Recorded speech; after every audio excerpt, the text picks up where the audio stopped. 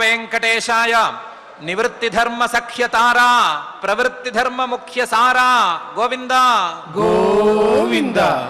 प्रवृत्तिधर्म प्रचयन्तनोषि तदीय निष्ठां प्रचुरां करोषि निवृत्तिधर्मानुचरान् कामान् त्वदीय सायुज्य युजः करोषि అని జగజ్జన్మ స్థితి లయ కారణమైన శ్రీనివాస పరమాత్ముని భక్తిగా స్తుతి చేసుకుంటూ శ్రీశుకుల వారు ఉపదేశం చేసిన శ్రీమద్భాగవత మహాగ్రంథం యొక్క అధ్యయన కార్యక్రమాన్ని ఈ సాయంకాల వేళ మనం ప్రారంభించుకుందాము.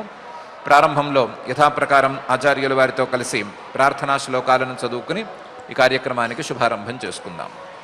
ఓం నమో వెంకటేశాయ. శ్రీ గురు ప్రార్థనా. గురుర్బ్రహ్మా గురుర్విష్ణుః గురుర్దేవో మహేశ్వరః గురుః సాక్షాత్ పరం బ్రహ్మ తస్మై శ్రీ గురవే నమః. శ్రీనివాస ప్రార్థనా. రాజితామరపాదాయ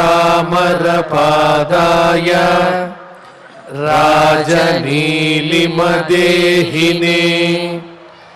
రజనీరాజవక్త్రాయ శ్రీనివాసాయ తే నమః. అథ సంకల్పః శ్రీమదాదివరాహ క్షేత్రే విరాజమానస్య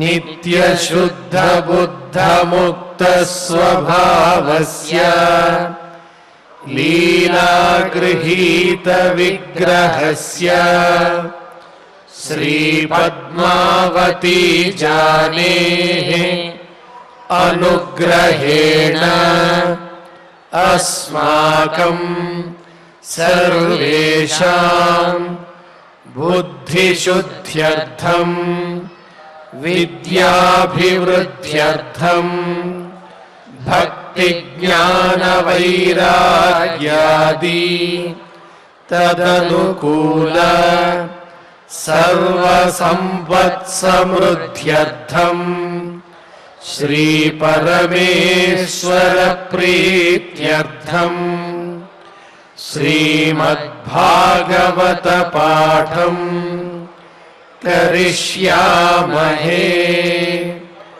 అస్య శ్రీమద్భాగవత స్తోత్ర మహామంత్రస్య నారద ఋషిః బృహతి ఛందః శ్రీకృష్ణ పరమాత్మా దేవతా బ్రహ్మ బీజం భక్తి శక్తి జ్ఞానవైరాగ్యే కీలకం అస్మాకం శ్రీమద్భగవత్ప్రసాద సిద్ధ్యర్థే పాఠే వినియోగః ధ్యానం. నారాయణోడుపమయూఖ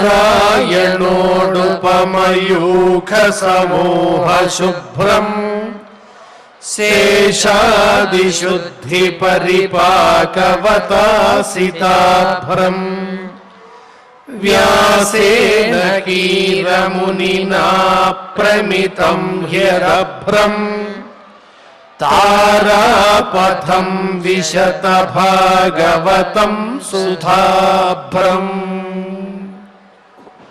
శ్రీ గురుభ్యో నమః. మైత్రేయ మహర్షి గారు విదురుడికి సృష్టి ప్రక్రియను గురించి వివరిస్తున్నారు. ఆ ప్రక్రియలో భాగంగా రుద్రుడు బ్రహ్మగారి యొక్క కోపం యొక్క ప్రతీకగా పుట్టుకురావటం, ఆయన యొక్క కనుబొమల మధ్య నుంచి పుట్టుకురావటం, ఆ పుట్టుకొచ్చినటువంటి రుద్రుడు తనకి పేర్లను స్థానాలను ఇవ్వమని అడగటం, బ్రహ్మగారు ఆయనకి 11 పేర్లు పెట్టి 11 స్థానాలను హృదయం నుంచి తపస్సు వరకు ఉండే 11 స్థానాలను నిర్దేశించటం, ఈ మాత్రమే కాకుండా ఆయనకి 11 మంది భార్యలను కూడా ఇవ్వటం, ఇచ్చి వీళ్ళ ద్వారా ప్రజోత్పత్తిని చేయమని చెప్పటం, ఇవన్నీ వర్ణించారు. బ్రహ్మగారు చెప్పగా ప్రజోత్పత్తిని ప్రారంభించినటువంటి ఆ రుద్రుడు తనలాగే క్రూర స్వభావం కలిగినటువంటి, తీవ్రమైన స్వభావం కలిగినటువంటి భూతగణాలను సృష్టి చేశాడు. ఆ భూతగణాలన్నీ ఈ జగత్తును మొత్తాన్ని కబళించి వేస్తున్నాయా అన్నట్లు ఉండేసరికి బ్రహ్మగారు కాస్తంత భయపడ్డారు. భయపడి రుద్రుణ్ణి పిలిచి, ఇదేమి సృష్టి, ఈ సృష్టి వల్ల లాభం లేదు, మంచి సృష్టి చేయాలి, మంచి సృష్టి చేయాలి అంటే తపస్సు చేయాలి అని తపస్సును ఉపదేశం చేశాడు అనే తీరు వరకు విదురుడి గారికి మైత్రేయ మహర్షి గారు చెప్పినటువంటి విషయాలను మనం ఆకళింపు చేసుకున్నాం. ఇది జరిగిన తరువాత రుద్రుడు ఎలా రియాక్ట్ అయ్యాడు అనేటువంటి విషయాన్ని మైత్రేయ మహర్షి గారు చెప్తున్నారు. మైత్రేయ ఉవాచ ఏవం ఆత్మభువాదిష్ట పరిక్రమ్య గిరాంపతిం బాఢమిత్యము మామంత్ర్య వివేశ తపసే వనం అనేటువంటి శ్లోకంలో బ్రహ్మగారు తపస్సు చేయమని చెప్పంగానే ఏవం ఆత్మభువా ఆదిష్ట, బ్రహ్మగారు యొక్క మాటను ఆయన విన్నాడు. ఆయన యొక్క ఆదేశాన్ని, తపస్సు చేయాలి అనేటువంటి ఆదేశాన్ని రుద్రుడు విన్నాడు. విని పరిక్రమ్య గిరాంపతిం, ఒక్కసారి ఆయనకు ప్రదక్షిణం చేశాడు. తన తండ్రి గారు కాబట్టి ఆయనకు ప్రదక్షిణం చేశాడు, లేదా ధ్యానం చేశాడు, మనసులో కూడా ధ్యానం చేశాడు. ధ్యానం చేసి బాఢం ఇత్యము ఆమంత్ర్య, అలాగేనండి అని చెప్పి ఆమంత్ర్య, ఆయన యొక్క అనుమతి తీసుకుని, ఆయన అనుమతితో వివేశ తపసే వనం, తపస్సు చేయటానికి వనాన్ని ప్రవేశించాడు అని మైత్రేయ మహర్షి గారు విదురుడితో చెప్తున్నారు. అప్పటికి సృష్టి మొత్తం ఇంకా పూర్తయినట్లు లేదు కాబట్టి, సృష్టిలో ఉండేటువంటి అడవులు మొదలైనవన్నీ అక్కడికి తయారయ్యాయి అనేటువంటి క్లారిటీ మనకు లేదు కాబట్టి, వనం అంటే అప్పటికి ఉన్నటువంటి జలం అనే దాన్నే వనం అనుకోవచ్చు. జలానికి వనం అనేటువంటి పేరు కూడా ఉంది. ఆ జలంలోకే ప్రవేశించి తపస్సు చేయాలి అని శ్రీరుద్రుడు పూనుకున్నాడు అని మైత్రేయ మహర్షి గారు చెప్పినట్లుగా మనం భావించుకోవచ్చు. ఏవం ఆత్మభువాదిష్ట పరిక్రమ్య గిరాంపతిం బాఢమిం ఇత్యము ఆమంత్ర్య వివేశ తపసే వనం అని ఈ శ్లోకానికి రుద్రుడు తపస్సు చేయటానికి అంగీకరించి జలంలోకి ప్రవేశించాడు అనేటువంటి తాత్పర్యాన్ని చెప్పుకోవచ్చు. అయితే రుద్రుడేంటి, సంహారకర్త అయినటువంటి ఈయన సృష్టికి పూనుకోవటం ఏంటి, సృష్టి చేసి తనలాంటి భూతగణాలను సృష్టి చేసి ఇంకా కూడా పైన సృష్టి చేయటం కోసం తపస్సు చేయటం ఏంటి, తపస్సు చేసి ఏదో సృష్టిని ప్రారంభించబోవటం ఏమిటి, ఇలాంటి ప్రశ్నలన్నీ కూడా చాలానే రావటం జరుగుతుంది.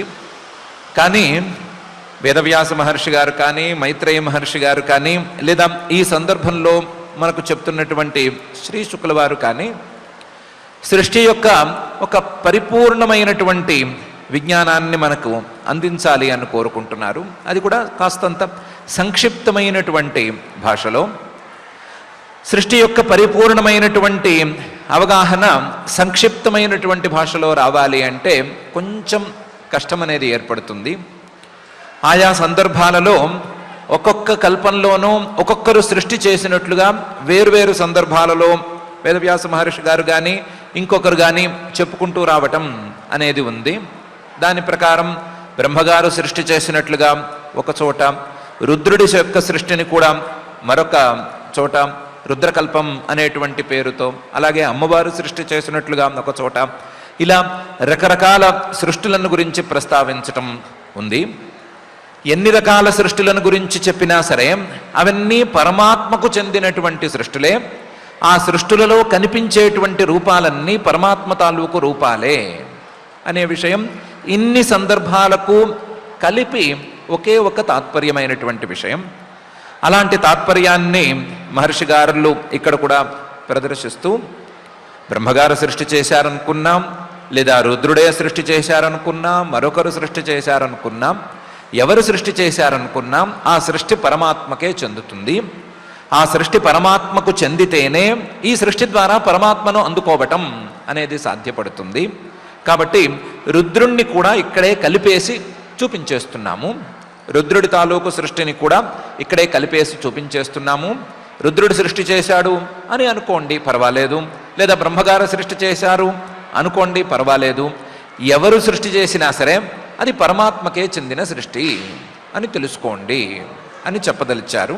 అందువల్ల ఈ శ్రీ రుద్రుణ్ణి తీసుకొచ్చి ఆయనకు సృష్టికి సంబంధాన్ని అంటగట్టి, ఆయన సృష్టి ఇంకా చాలలేదు, తపస్సు కావాలి, తపస్సు కోసం మళ్ళీ వెళ్ళాడు ఆయన కూడా సృష్టి చేస్తాడు అన్నట్లుగా ఒక చిన్నపాటి సీన్ని కల్పించి చూపిస్తున్నారు. రుద్రుడు ఆయన సృష్టి చేస్తాడు అనేటువంటి అంశాన్ని మనం పక్కన పెట్టేసుకుందాం గ్రంథ సౌకర్యం కోసం. బ్రహ్మగారే సృష్టి చేస్తారు, రుద్రుడు సృష్టి చేస్తాడా లేదా అనే సంగతి వేరే సందర్భంలో చూసుకుందాం. పరమాత్మ ఆజ్ఞ మేరకు బ్రహ్మగారు సృష్టికర్తగా నిలుస్తున్నారు అనే విషయాన్నే పైకి తీసుకెళ్దాం. ఆ తీసుకెళ్లేటువంటి ప్రకారంలో సృష్టి ఎలా ముందుకు వెళ్తుంది అనే సంగతి చూసుకుందాం. దాంట్లో అథాభిధ్యాయత సర్గం దశపుత్రా ప్రజజ్ఞిరే భగవచ్చక్తియుక్తస్య లోక సంతాన హేతవః అనే తీరులో బ్రహ్మగారి సృష్టి మళ్ళీ పైకి జరిగింది అని మైత్రేయ మహర్షి గారే ప్రారంభించి చెప్తున్నారు. రుద్ర సృష్టిని రుద్రుడు తపస్సుకు వెళ్ళాడు అనే చోట ఆపేసుకుని పైన చూసుకుందాం అని ప్రారంభిస్తున్నారు. అథ రుద్రుడు తపస్సుకు వెళ్ళిపోయిన తరువాత అభిధ్యాయత ఈ సృష్టి ఎలా ముందుకు జరగాలి అనేటువంటి ఆలోచన చేస్తున్నటువంటి బ్రహ్మగారికి, సర్గం సృష్టి ఎలా ముందుకు జరగాలి అనే ఆలోచనలో ఉండే బ్రహ్మగారికి దశపుత్రా ప్రజజ్ఞిరే 10 మంది పిల్లలు కలిగారు. ఆయనకు ఈ శక్తి ఎక్కడి నుంచి వచ్చింది అనంటే భగవచ్చక్తియుక్తస్య, ఆయన భగవంతుణ్ణి ధ్యానిస్తూ వచ్చారు కాబట్టి, ఆ పరమాత్మ ధ్యానంలో మునిగి ఉన్నారు కాబట్టి, దాని ద్వారా సంక్రమించినటువంటి శక్తితో సర్గాన్ని సృష్టిని ముందుకు తీసుకెళ్ళాలి అనేటువంటి ఆలోచనతో ఆయన ఉన్నటువంటి ఆయనకు 10 మంది పిల్లలు కలిగారు. ఎందుకు కలిగారు? లోక సంతాన హేతవః, ఈ లోకంలో ఉండేటువంటి సంతతి క్రమక్రమంగా పెరగటం కోసం, ఈ లోకంలో జనాభా అనేది క్రమక్రమంగా పెరుగుతూ రావటం కోసం వీళ్ళు 10 మంది పిల్లలు కలిగారు. అథ అభిధ్యాయత సర్గం దశపుత్రా ప్రజజ్ఞిరే భగవచ్చక్తియుక్తస్య లోక సంతాన హేతవః అని మహర్షి గారు మళ్ళీ బ్రహ్మగారి యొక్క సృష్టినే వర్ణించటాన్ని పునః ప్రారంభిస్తున్నారు. ఆ 10 మంది పిల్లలు ఎవరు అంటే వాళ్ళ పేర్లు చెప్తున్నారు. మరీచి, అత్ర్యంగిరసౌ, పులస్త్య, పులహ, క్రతు, భృగు, వసిష్ఠ, దక్షశ్చ, దశమస్తత్ర నారదః అనేటువంటి శ్లోకంలో మరీచి గారు, అత్రి, అంగిరసుడు లేదా అంగిరాహ అనే పేరు కలిగినటువంటి మహర్షి, పులస్త్య, పులహ, క్రతు, భృగు, వసిష్ఠ, దక్ష అనే 9 మంది ప్లస్ దశమ 10వ వాడైనటువంటి నారదుడు అనేటువంటి 10 మంది పిల్లలు పుట్టారు అని ఈ శ్లోకంలో చెప్తున్నారు. 10 మంది పిల్లలు పుట్టారు అన్నప్పుడు మొదటివాడు ఎవరు అని చెప్పలేదు, రెండవ వాడు ఎవరు అని చెప్పలేదు, కేవలం లెక్క పెడుతూ మాత్రమే వచ్చారు. మరీచి, అత్ర్యంగిరసౌ అని వరుసగా పేర్లు లెక్కబెట్టి చెప్పారు. కానీ నారదుడి దగ్గరకు వచ్చేసరికి దశమస్తత్ర నారదః అని 10వ వాడు ఈయన అని విడిగా చూపిస్తున్నారు. ఈయన నంబర్ కూడా ప్రత్యేకించి చెప్తున్నారు. ఎందుకు చెప్తున్నారు అనేటువంటిది ఒక విచారణీయమైనటువంటి అంశం. ఎందుకు చెప్తున్నారు అంటే బ్రహ్మగారి సృష్టిలో చాలా ప్రధానమైనటువంటి పాత్రను వహించేది ఈ నారదుడు కాబట్టి ఆయన గురించి ప్రత్యేకించి చెప్తున్నారు.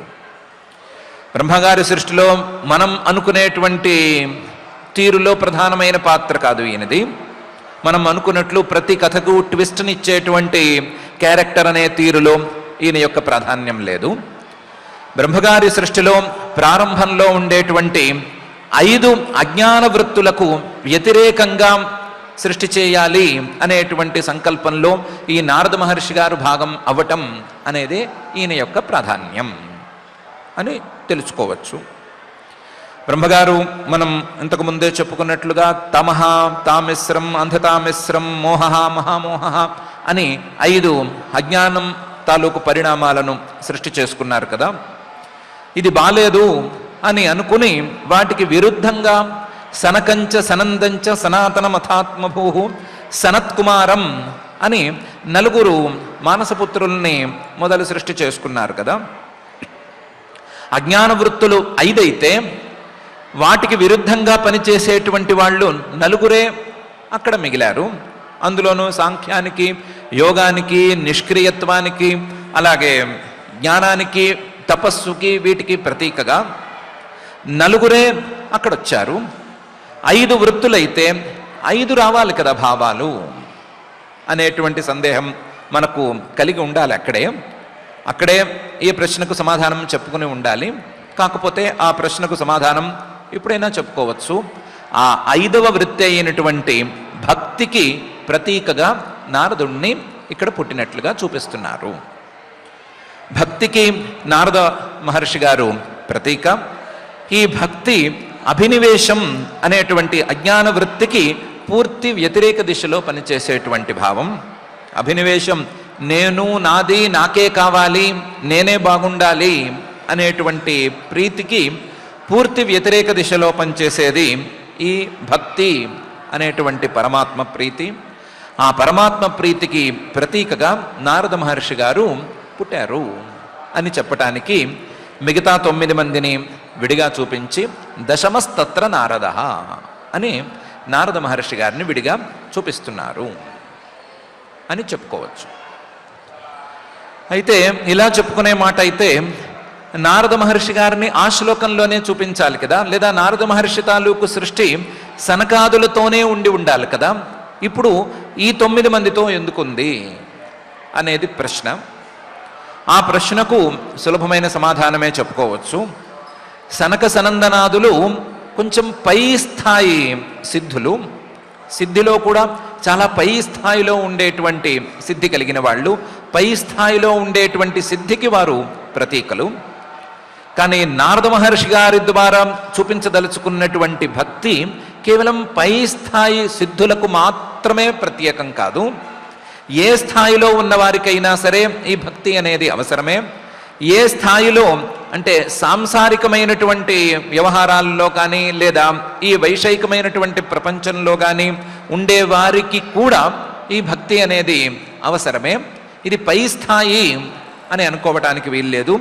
ఏ స్థాయిలోనైనా సరే ఇది ఉండి తీరాల్సిందే అనే భావాన్ని వ్యక్తం చేయటం కోసం ఈ లోక సంతాన హేతవ, ఈ లోకం తాలూకు సంతతిని పెంచుతున్నటువంటి, అంటే సాంసారిక వ్యవహారాల్లో తలమునకలై ఉండేటువంటి ఈ మహానుభావులతో కలిపి నారద మహర్షి గారు అంటే భక్తి అనేటువంటి భావం ఉద్భవించినట్లుగా మైత్రేయ మహర్షి గారు మనకు చూపిస్తున్నారు. సృష్టి యొక్క క్రమం ఈ విధంగా ఉంది అని చెప్తున్నారు. ఉన్నత స్థాయి భావాలు అవి వేరు. ఉన్నత స్థాయి భావాల కంటే కూడా అన్ని స్థాయిలలోనూ ఉండవలసినటువంటి భావం ఈ భక్తి భావం అనే విషయాన్ని ప్రత్యేకించి నొక్కి ఈ మాట ద్వారా చెప్తున్నారు. చెబుతూ మరీచిరత్రిరంగిరసౌ అత్ర్యంగిరసౌ పులస్త్య పులః క్రతు భృగుర్వశిష్ఠో దక్షశ్చ దశమస్తత్ర నారద అని వాళ్ళ పేర్లు, 10 మంది పిల్లల పేర్లు ప్రత్యేకించి ఈ శ్లోకంలో చెప్తున్నారు. అయితే వీళ్ళందరూ పుట్టుకొచ్చారు అని చెప్పటం మాత్రమే కాదు, ఏ మహానుభావుడు బ్రహ్మగారి తాలూకు ఏ అంగం నుంచి పుట్టుకొచ్చాడు అనే విషయాన్ని పై శ్లోకాల్లో మైత్రేయ మహర్షి గారు చెప్తున్నారు. ఉత్సంగాన్ నారదో జజ్ఞే దక్షోంగుష్ఠాత్ స్వయంభువ ప్రాణాద్ వశిష్ఠ సంజాత భృగుస్త్వచి కరాత్ క్రతు అనే శ్లోకంలోను పై శ్లోకంలోను. ఈ శ్లోకంలో 5గురి తాలూకు ఉత్పత్తిని వర్ణిస్తున్నారు. సెరెనిటీ మోడల్ హై స్కూల్ విద్యార్థులకు అమ్మఒడి, సామాన్యులకు అందుబాటులో ఉన్న బడి సెరెనిటీ. మేడ్చల్ జిల్లాలో మేటిగా నిలిచి సాటిలేని ఫలితాలను సాధిస్తున్న నంబర్ 1 స్కూల్ సెరెనిటీ. మా ప్రత్యేకతలు ప్రతి విద్యార్థి పట్ల వ్యక్తిగత శ్రద్ధ, activity based learning and digital classrooms, computer lab, 100% ఫలితాలు, sports and cultural activities, yoga, abacus మరియు Vedic maths education. Please visit Serenity Model High School, Nagaram. Admissions are in progress. Call 04027146899 and 04027148699. నుంచి దక్షుడు పుట్టుకొచ్చాడు. ప్రాణాద్ వశిష్ఠ, ఆయన యొక్క ప్రాణం నుంచి వశిష్ఠ మహర్షి గారు సంజాత పుట్టుకొచ్చారు. భృగుస్త్వచి, ఆయన యొక్క చర్మం నుంచి భృగు మహర్షి గారు పుట్టుకొచ్చారు. కరాత్ క్రతుహు, క్రతుహు అనేటువంటి ప్రజాపతి గారు ఆయన చేతి నుంచి పుట్టుకొచ్చారు అని. ఉత్సంగాన్ నారదోజజ్ఞే దక్షోంగుష్ఠాత్ స్వయంభువ ప్రాణాద్ వశిష్ఠ సంజాత భృగుస్త్వచి కరాత్ క్రతుహు అని 5 యొక్క ఉత్పత్తిని ఈ శ్లోకంలో చూపిస్తున్నారు. అందులో దశమస్తత్ర నారద అని వెనకాల శ్లోకంలో 10వ వాడిగా నారదుణ్ణి చెప్పి, ఆ నారదుణ్ణి 10వ వాడిగా కాకుండా మొదటివాడిగా తీసుకొచ్చి ఆ నారదుణ్ణి ప్రత్యేకించి ఉత్సంగం నుంచి పుట్టుకొచ్చాడు, ఒడి నుంచి పుట్టుకొచ్చాడు అని చెప్పటం ద్వారా నారదుడి యొక్క ప్రాధాన్యం చాలా ఎక్కువగా ఉంది అనే విషయాన్ని సూచన చేస్తున్నారు. అదే సమయంలో ఉత్సంగాత్, భక్తికి ప్రతీకగా ఉండేటువంటి ఆ నారదుడు ఉత్సంగాత్, మంచి పై స్థాయి సంఘం వలన, అంటే సత్సంగం వలన, సత్పురుషుల యొక్క సాంగత్యం వలన లభిస్తుంది అనేటువంటి భావాన్ని కూడా వ్యక్తం చేస్తున్నారు. ఉత్సంగాత్ ఉన్నతమైనటువంటి వ్యక్తులతో, సత్పురుషులతో ఉండేటువంటి సంబంధం వలన భక్తికి ప్రతీక అయినటువంటి నారద మహర్షి గారు లేదా నారద అనే పేరుతో చెప్పదలుచుకున్నటువంటి భక్తి అనేది ఏర్పడుతుంది అనే భావాన్ని వ్యక్తం చేస్తున్నారు. మరైతే దక్షోంగుష్ఠాత్ అనే దానికి కూడా ప్రత్యేకించే అర్థం ఉండాలి కదా అంటే, ఒక్కొక్క దానికి వేరువేరు అర్థాలున్నాయి. ఆ దక్షుడు ప్రాణానికి చిహ్నం, అలాగే వశిష్ఠుడు మరొకదానికి, అలాగే క్రతువు, వీళ్ళందరూ కూడా వేరువేరు శక్తులకు చిహ్నంగా ఉన్నారు. వేరువేరుకు శక్తులకు చిహ్నంగా ఉండేటువంటి వీరందరూ కూడా ఆయా అంగాల నుంచి పుట్టుకొచ్చారు అని చెప్పటం ద్వారా ఒక తాత్పర్యాన్ని మహర్షి గారు చూపిస్తూనే ఉన్నారు. ఆ తాత్పర్యాలలో మనకు ప్రధానంగా కావలసినటువంటి అంశం ఈ నారద మహర్షి గారికి జన్మస్థానం ఉత్సంగం అనేటువంటి అంశం కాబట్టి దాన్ని మనం తీసుకున్నాము. ఇలా 5 యొక్క ఉత్పత్తిని చెప్పిన తర్వాత పులహో నాభితో జజ్ఞే పులస్త్య కర్ణయో ఋషి అంగిరా ముఖతోక్ష్ణోత్రి మరీచిర్ మనసో భవత్ అని మిగతా 5 యొక్క ఉత్పత్తిని పై శ్లోకంలో చెప్తున్నారు.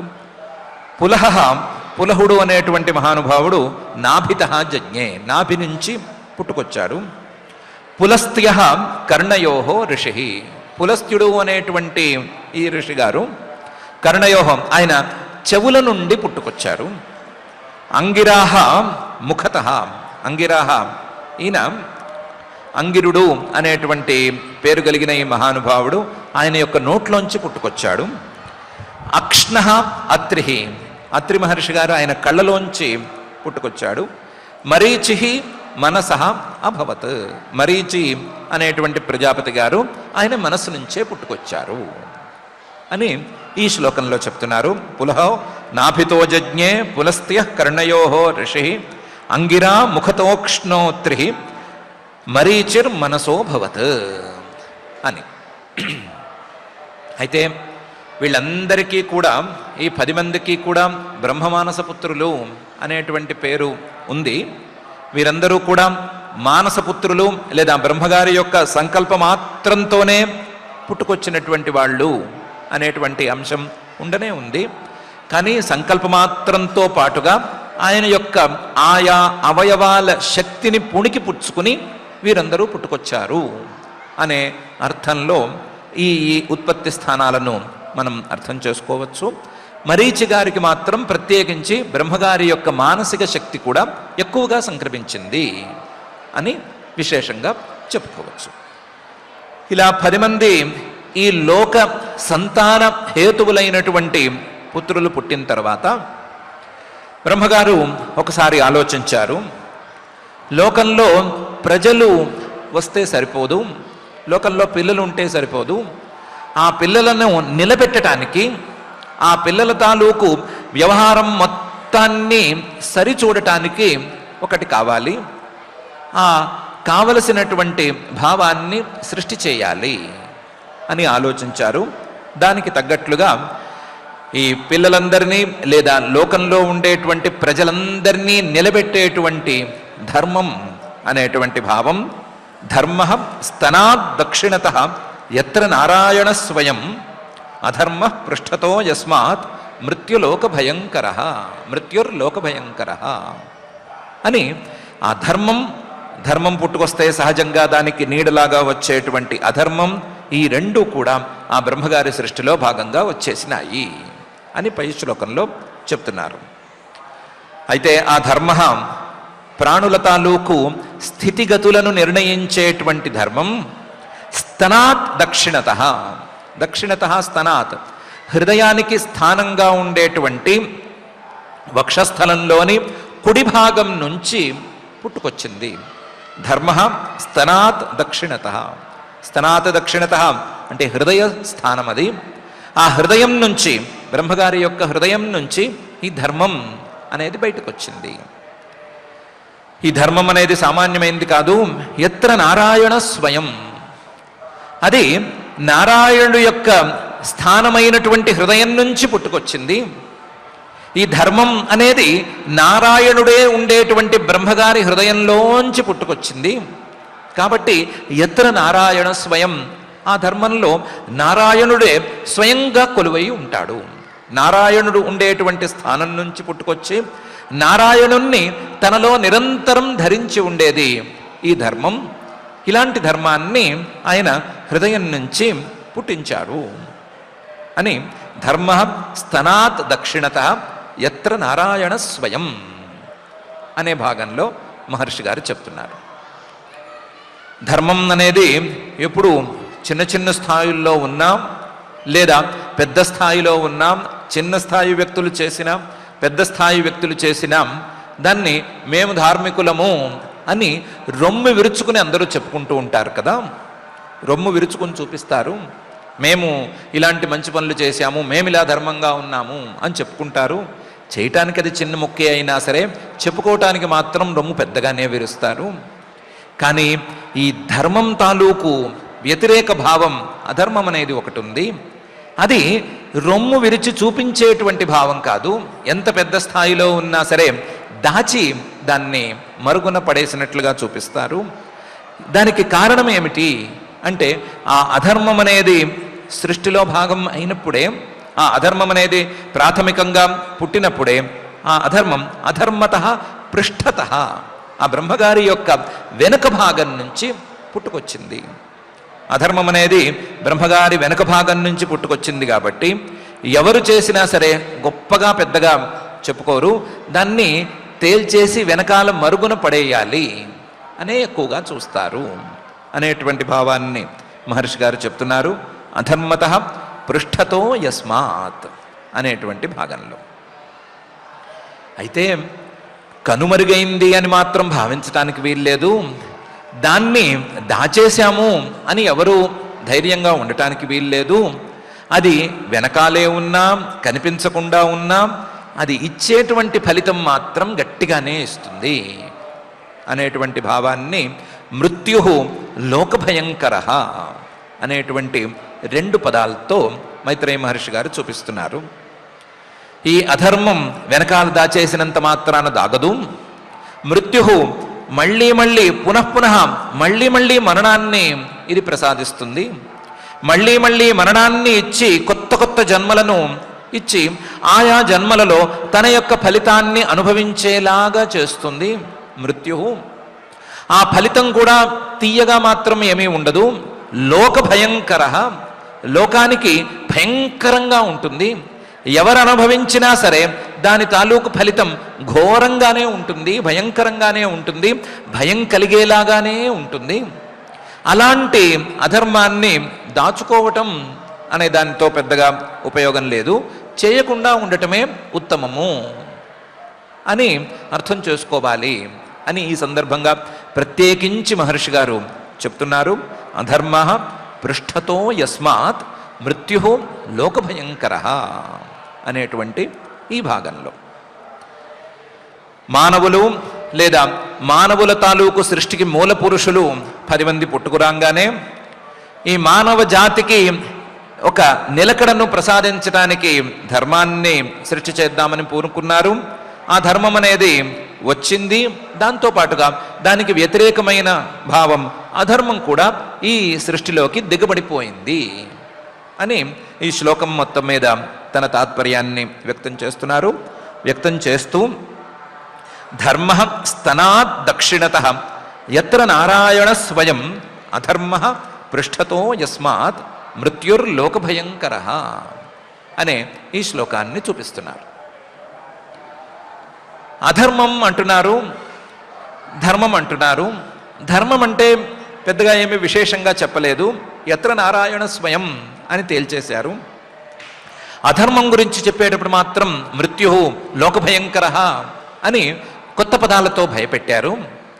ఈ అధర్మంని ఎలా అర్థం చేసుకోవాలి, అధర్మం అనే దాన్ని ఎలా పరిచయం చేసుకోవాలి అని మనం శ్రద్ధగా గనక ప్రశ్న వేసే మాట అయితే దానికి సంగ్రహంగా మహర్షి గారు సృష్టి ప్రక్రియను వివరిస్తూనే సమాధానం చెప్తున్నారు. హృది కామో భువ క్రోధ లోభశ్చాదరదచ్చదాత్ ఆస్యాద్వాక్ సింధవో మేఢ్రాత్ నిరృతి పాయో రఘాశ్రయ అనే ఈ శ్లోకంలో కొంత భాగం వరకు. ఏం లేదు, అధర్మం అనేదాన్ని ఎలా పరిచయం చేసుకోవాలి అంటే కామ క్రోధ లోభాల వలన కలిగేదే అధర్మం అని అర్థం చేసేసుకోవచ్చు. కామం ఏదో కోరిక, అందులోనూ కోరరాని కోరిక. క్రోధం ఈ కోరిక తీరకపోతే వచ్చేటువంటి కోపం. లోభం పరుల వస్తువులను అపహరించాలి అనేటువంటి ఆశ లేదా పేరాశ. వీటి వలన అధర్మం అనేది ప్రారంభమవుతుంది. ఎవరిలోనైనా సరే, ఎంతటి వారిలోనైనా సరే ఇదే అధర్మానికి మూలం అని అర్థం చేసుకుంటే సరిపోతుంది. వీటి వల్ల ఏ పని చేసినా సరే అది అధర్మం కిందకే వస్తుంది అని తెలుసుకుంటే చాలు అని మహర్షి గారు సామాన్యంగా మనం అడిగిన ప్రశ్నకు సమాధానం చెప్తున్నారు. అదే సమయంలో విశేషంగా ఈ సృష్టిలో భాగంగా ఇవి వచ్చినప్పుడు హృది కామ, బ్రహ్మగారి యొక్క హృదయం నుంచి కామం పుట్టుకొచ్చింది. ఎందుకంటే కామం కోరిక అనేది ఉండేదే హృదయంలో. భ్రువ క్రోధ, బ్రహ్మగారి యొక్క కనుబొమ్మల నుండి కోపం అనేది పుట్టుకొచ్చింది. ఆ విషయాన్ని ఇంతకు ముందే ఒకసారి అనుకున్నాం కూడాను. అది కాక ఈ కోపం ప్రధానంగా కనుబొమ్మలు ముడివేయటంతో మనకు తెలియటం అనేది ప్రారంభమవుతుంది. భ్రువ క్రోధ. లోభశ్చ అధర దచ్చదాత్, లోభం అనేటువంటి పేరాశ బ్రహ్మగారి యొక్క క్రింది పెదవి నుంచి పుట్టుకొచ్చింది. మునిపంటి మీద లోభాన్ని భరిస్తూ ఉంటారనో ఏమిటో తాత్పర్యం తెలియదు, కానీ కింది పెదవి నుండి మాత్రం లోభం అనేది పుట్టుకొచ్చింది అని 3 భావాలను, అధర్మం తాలూకు 3 కారణాలను, వాటి యొక్క ఉత్పత్తి స్థానాలతో సహా మహర్షి గారు ప్రథమ భాగంలో చూపిస్తున్నారు. హృది కామ, భ్రువ క్రోధ, లోభశ్చ అధర దచ్చదాత్ అనే భాగంలో. తరువాత ఆస్యాత్, ఆయన యొక్క నోటి నుంచి వాక్ పుట్టుకొచ్చింది. సింధవో మేఢ్రాత్, ఆయన యొక్క మూత్రాంగం నుంచి సింధవ సముద్రాలు పుట్టుకొచ్చాయి. నిరృతి పాయోహో అఘాశ్రయ, నిరృతి అనేటువంటి ఒక దేవత ఆయన యొక్క పాయువింద్రియం నుంచి పుట్టుకొచ్చింది. నిరృతి అనేదాన్ని దేవతగానైనా చెప్పుకోవచ్చు, రాక్షసుడుగానైనా చెప్పుకోవచ్చు. నిరృతి అనేటువంటిది కనుక దేవత అయితే ఈ దేవత పాపులకు ఫలితాన్ని ఇచ్చేటువంటి దేవతలలో ఒక దేవత. నిరుతి పాయో అఘాశ్రయ, అఘం అంటే పాపం, పాపానికి ఫలితాన్ని ఇచ్చేటువంటి దేవత అని చెప్పుకోవచ్చు. లేదా నిరుతి అంటే నైరుతి దిక్కుకు అధిష్టాన దేవతగా ఉండేటువంటి ఒకానొక రాక్షసుడు. ఈయన్ని గనక తీసుకునేట్లయితే ఈ నిరుతి అనేటువంటి దేవత అఘాశ్రయ, పాపానికి ప్రతీకగా ఉండేటువంటి ఒకానొక రాక్షసుడు అనైనా చెప్పుకోవచ్చు. ఏ రకంగా చెప్పుకున్నా నిరుతి అనేటువంటి ఒక తత్వం ఆయన యొక్క పాయువింద్రియం నుంచి పుట్టుకొచ్చింది అని మహర్షి గారు ఆస్యాద్ వాక్ సింధవో మేఢ్రాత్ నిరుతి పాయో రఘాశ్రయ అనే ఈ భాగంలో చెప్తున్నారు. ఇవి కాక ఛాయాయా కర్దమో యజ్ఞే దేవహూత్యా పతి ప్రభు మనసో దేహతశ్చేదం యజ్ఞే విశ్వకృతో జగత్ అని పై శ్లోకంలో మరికొంతమంది ఉత్పత్తిని, అదే సమయంలో ఈ దేహం నుంచి దేహావయవాల నుంచి ఉత్పత్తిని చెప్పేటువంటి ప్రక్రియను ఆపే విధానాన్ని రెండిటిని చూపిస్తున్నారు. ఛాయాయా ఆ బ్రహ్మగారి యొక్క శరీర కాంతి నుండి కర్దమః అనే పేరుతో ఉండే ఒక ప్రజాపతి గారు పుట్టుకొచ్చారు. ఛాయాయా కర్దమః యజ్ఞే. ఈ కర్దముడి యొక్క భార్య పేరు దేవహూతి. దేవహూత్యా పతి, దేవహూతి గారి యొక్క పతి అయినటువంటి కర్దముడు ఇక్కడ పుట్టుకొచ్చాడు.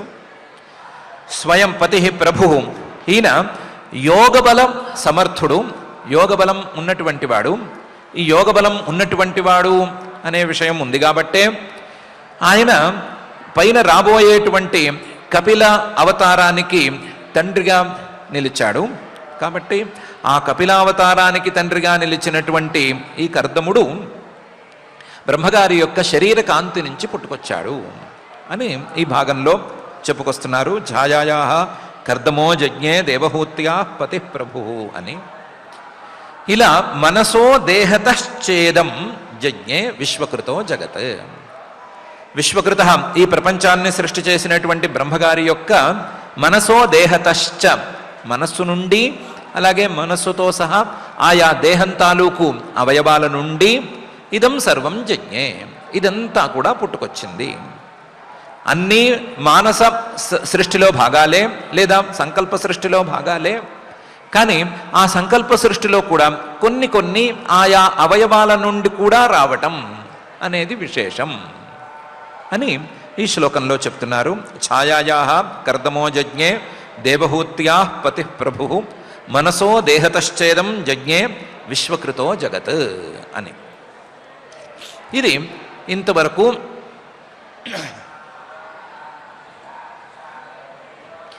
చెప్పదలుచుకున్నటువంటి సృష్టిలో ఒక చిన్న ముక్క. ఇంతవరకు ఒక భాగం చెప్పాను. ఇదైన తర్వాత ఈ మానవులకు ఉండేటువంటి కొన్ని దోషాలను తొలగించుకోవటానికి ప్రధాన ఉపాయం అనే దాన్ని ఒకదాన్ని చెప్పాలి.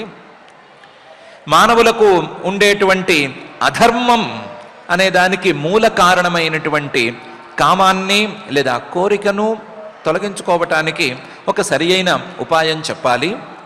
ఆ ఉపాయాన్ని సృష్టి ప్రక్రియలో భాగంగానే చెప్పాలి అని మహర్షి గారు సంకల్పించారు. ఎందుకంటే మంచి పుట్టింది అని చెప్పినప్పుడు ఆ మంచి పుట్టింది అని చెప్పి ఊరుకుంటే సరిపోతుంది. కానీ అధర్మం పుట్టింది, ఆ అధర్మానికి హేతువులుగా కామ క్రోధ లోభాలు పుట్టుకొచ్చాయి. అందులోనూ లోభానికి క్రోధానికి కూడా ముందు కామమే కారణంగా ఉంటుంది అనే విషయాన్ని చెప్పేసిన తర్వాత ఈ మంచి కానటువంటి అధర్మాన్ని అధర్మ కారణాన్ని చెప్పేసిన తర్వాత దీన్ని పోగొట్టుకునేందుకు ఒక ఉపాయం వెంటనే గనక చెప్పకపోతే మన ఫ్రెండ్స్ అందరూ కూడా వేరువేరుగా అర్థం చేసుకుంటారు. ఏమని అర్థం చేసుకుంటారు అంటే ధర్మం అనేది ఈ సృష్టిలో ఎంత భాగమో అధర్మం కూడా అంతే భాగము. ధర్మం అనేది ఈ సృష్టిలో ఎంత సహజంగా పుట్టుకొచ్చిందో అధర్మం కూడా అంతే సహజంగా పుట్టుకొచ్చింది. ఆ అధర్మానికి సామగ్రి కూడా సహజంగానే పుట్టుకొచ్చింది. ఇలా సహజమైనటువంటి సృష్టిలో మనం చేయవలసింది ఏమీ లేదు అని అర్థం చేసుకుంటారు. అలా అర్థం చేసుకునేటువంటి స్నేహితులు చాలామంది ఉన్నారు. కానీ అలా అర్థం చేసుకోకూడదు. మంచి చెప్పినప్పుడు ఆచరించాలి అని అర్థం చేసుకోవాలి. చెడు చెప్పినప్పుడు దాన్ని దాటిపోవాలి, ఆ చెడుని మనలో నియంత్రించుకోవాలి అని అర్థం చేసుకోవాలి. అలా అర్థం చేసుకునే మాట అయితే ఈ చెడుని, ఈ అధర్మాన్ని నియంత్రించడం ఎట్లా అనటంలో ఒక సాధనాన్ని, ప్రధానమైన సాధనాన్ని చెప్పాలి అని మహర్షి గారు సంకల్పించారు. సంకల్పించి కొంచెం టిపికల్ పురాణ భాషలో ఒక చిన్న కథను సృష్టించి మనకు చూపిస్తున్నారు. ఆ కథ ఎక్కడెక్కడో ఏదో విధాలుగా ఉంది. మేము కూడా ఆ కథను గురించి ఎక్కడెక్కడో విన్నాము. ఆ విన్న దాంట్లో నిజానిజాలు తెలియ రావటం లేదు. కానీ కథ ఉంది. ఆ కథలోంచి ఒక స్ఫూర్తి కూడా అందుకునేటట్లుగా ఉంది. కాబట్టి దాన్ని చెబుతాను. దాని ద్వారా ఈ అధర్మాన్ని నియంత్రించే లేదా అధర్మ కారణమైనటువంటి కోరికలను నియంత్రించుకునేటువంటి ఉపాయాన్ని ఎవరికి వారే వెతుక్కోవాలి అని మహర్షి గారు ప్రారంభిస్తున్నారు. ప్రారంభించి ఆస్యాద్వాక్ అని చెప్పాం కదా 26వ శ్లోకంలో. ఆ ఆస్యాద్వాక్ అని చెప్పినప్పుడు బ్రహ్మగారి నోటి నుంచి వాక్ అంటే సరస్వతి అనే పేరుతో మనం పిలుచుకున్నటువంటి దేవత పుట్టుకొచ్చింది అని చెప్పాం కదా. ఆ ఆస్యాత్ పుట్టుకొచ్చినటువంటి వాక్ సరస్వతి అయితే ఆ సరస్వతి బ్రహ్మగారికి కూతురు వరస అవ్వాలి అని అనుకుంటే ఆవిడ విషయంలో బ్రహ్మగారు ఒక చిన్న పొరపాటు చేశాడు అన్నట్లుగా ఎవరో చెప్తున్నారు అని పై శ్లోకంలో చెప్తున్నారు. వాచం దుహితరం తన్వీం స్వయంభూర్ హరతీం మనః అకామాం చకమే క్షత్తః సకామ ఇతి నశ్రుతం అనే శ్లోకంలో వాచం దుహితరం, ఈ సరస్వతీదేవి ఆయనకు కూతురు వరస అవుతుంది. మన భాషలో చెప్పుకోవాలి అంటే సృష్టి యొక్క ప్రారంభ కాలంలో ఉండేటువంటి వరసలను గురించి మనం చెప్పుకోలేము. కానీ మన భాషలో చెప్పుకోవాలి అంటే ఆవిడ ఆయనకు కూతురు వరస అవుతుంది. వాచం దుహితరం తన్వీం, కాస్త అందంగా ఉంది ఆవిడ. అందంగా కాస్త లేదు. హరతీం మనః, చూసిన వాళ్ళ యొక్క మనస్సును హరించి వేస్తోంది, మనోహరంగా ఉంది ఆవిడ. ఆవిడని స్వయంభూ బ్రహ్మగారు అకామాం, ఆవిడికి ఏ కోరిక లేకపోయినా సరే చకమే, ఈవిడ తనకు భార్య కావాలి అని బ్రహ్మగారు కోరుకున్నారు. ఇది క్షత ఓ విదుర నశ్రుతం, ఎవరో చెప్పగా విన్నాము, ఎవరో చెప్పగా విన్నాము. ఇదేమీ అంత ప్రామాణికంగా ఉంది అని అనిపించటం లేదు. బ్రహ్మగారు ఇంత పని చేయరు అనేటువంటి నిర్ణయమే ఉంది. కానీ ఎందుకో ఈ రకమైనటువంటి సంఘటన జరిగింది అన్నట్లుగా మేము విన్నాము. వింటే ఏమైంది? బ్రహ్మగారు తన కూతురైనటువంటి సరస్వతిని నాకు భార్యగా కావాలి అని కోరుకుంటే ఏమైంది అంటే, తమధర్మే కృతమతిం విలోక్య పితరం సుతాః మరీచిముఖ్యా మునయః విశ్రంభాత్ ప్రత్యబోధయన్.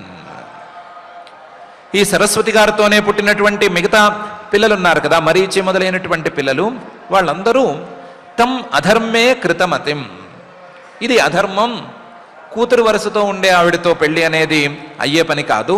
కృతమతిం, అధర్మే కృతమతిం విలోక్య, వీళ్ళందరేమో తండ్రి గారు ఇలా చేయటం అనే దాన్ని చూశారు. పితరం సుతాః, వీళ్ళందరూ తండ్రి గారికి చాలా ఆప్తులైనటువంటి పిల్లలు, తండ్రి గారు బాగుండాలి అని కోరుకునేటువంటి పిల్లలు.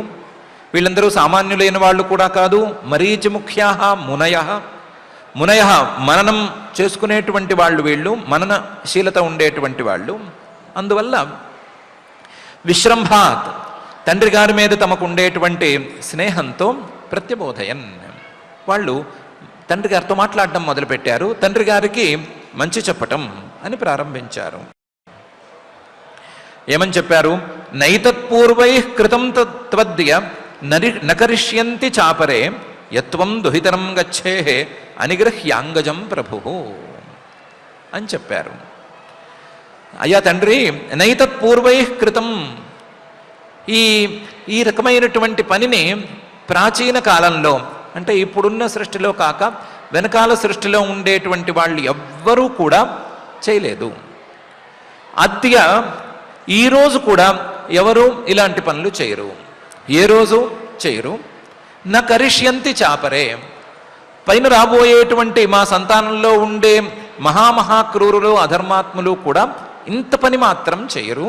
నా కరిష్యంతి చాపరే యత్వం దుహితరం గచ్చేహే, కన్న కూతురుని పెళ్లి చేసుకోవటం అనేది జరిగే పని కాదు. అనిగ్రహ్య అంగజం ప్రభువు, లోపల ఉండేటువంటి కోరికను నిగ్రహించుకోవాలి. అలా నిగ్రహించుకోకుండా కూతుర్నే పెళ్లి చేసుకోవాలి అని అనుకోవటం భవిష్యత్ కాలాల్లో ఎప్పటికీ జరగదు. కాబట్టి నీవు ఈ విషయంలో ఆలోచించవలసింది. తేజీయసామపి హ్యేతత్ న శుశ్లోక్యం జగద్గురో యద్వృత్తమనుతిష్టన్ వై లోకః క్షేమాయ కల్పతే అని చెప్పారు.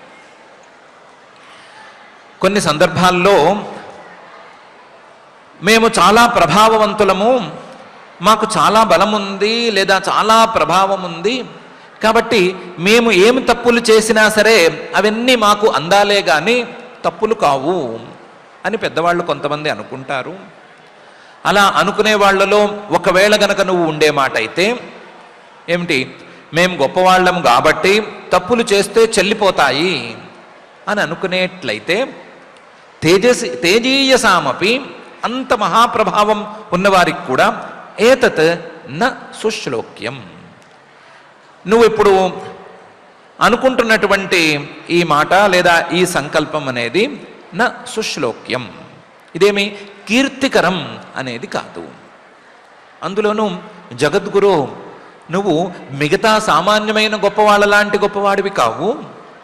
ఏదో మేమేం తప్పులు చేసినా చెల్లుకుపోతోంది అని అనుకునేటువంటి మా స్నేహితుల్లాంటి గొప్పవాడివి కావు. నీవు జగద్గురువువి, ఈ సృష్టి అంతటికీ పెద్దవాడివి, ఈ సృష్టి అంతటికీ మార్గనిర్దేశం చేసే గురువువి. కాబట్టి నువ్వు గనక తప్పు చేస్తే, నువ్వు తప్పు చేశావని అనుకుని అదే కరెక్ట్ అనుకుని అందరూ అలాగే ఉండేటువంటి ప్రమాదం ఉంది. యద్వృత్తం అనుతిష్టన్ వై, మామూలుగా చాలామందికి ఏం చేయాలి ఏం చేయకూడదు అనేటువంటి విషయం మీద స్పష్టత అనేది ఏమీ ఉండదు. వాళ్ళకేమీ పెద్దగా శాస్త్రవాక్యాలను విచారించుకుని నిర్ణయించుకునేటువంటి మానసిక సామర్థ్యం కూడా ఉండదు. అలాంటి వాళ్ళు ఏం చేస్తారు అంటే, పెద్దవాళ్ళు ఏం చేశారో చూసి వాళ్ళలాగా మేము కూడా ఉంటాము అని అనుకుంటారు. లోకంలో సామాన్యమైనటువంటి మానవుల యొక్క పరిస్థితి యద్వృత్తం అనుతిష్టన్ వై, పెద్దవాళ్ళు ఏం చేశారో చూసి దాని ప్రకారం చేసుకోవాలి అనేటువంటి తీరులోనే నడిచిపోతూ ఉంటుంది. కానీ ఆ పెద్దవాళ్లే గనక తప్పు చేసినట్లయితే వాళ్లను చూసి అనుకరణం చేసేటువంటి వాళ్ళు, ఇమిటేట్ చేసేవాళ్ళు నష్టానికి గురయ్యేందుకు అవకాశం ఉంటుంది. కానీ పెద్దవాళ్లను చూసి వాళ్లను ఇమిటేట్ చేసే వాళ్ళందరూ కూడా లాభపడేటట్లుగా పెద్దవాళ్ళ యొక్క ప్రవర్తన అనేది ఉండాలి. మేము గొప్పవాళ్ళము అని ఎవరైనా అనుకోవచ్చు. మేము గొప్పవాళ్ళము అనుకున్న వాళ్ళందరూ కూడా సన్మార్గంలో నడిచి సామాన్యులకు ఆదర్శంగా గనక నిలిస్తే వాళ్ళు నడుచుకున్నట్లుగా మేము కూడా నడుచుకున్నాము అని అనుకుని లోకః క్షేమాయ కల్పతే, లోకం సామాన్య మానవుడు క్షేమాయ తాను అందుకోవలసినటువంటి మంచి ఫలితాన్ని అందుకోవటానికి కల్పతే సమర్థుడవుతాడు. ఇప్పుడు నీవు గొప్పవాడివై ఉండి ఇతరులకు మార్గదర్శకంగా ఉండవలసిన స్థాయిలో ఉండి లేదా జగద్గురువు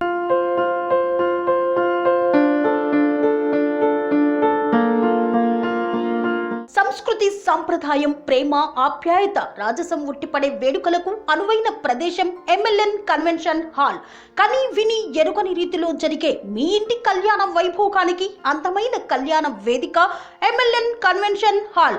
MLN కన్వెన్షన్ హాల్ ప్రత్యేకతలు: సువిశాలమైన wedding halls, centralise AC, banquet hall మరియు విశాలమైన డైనింగ్ హాల్.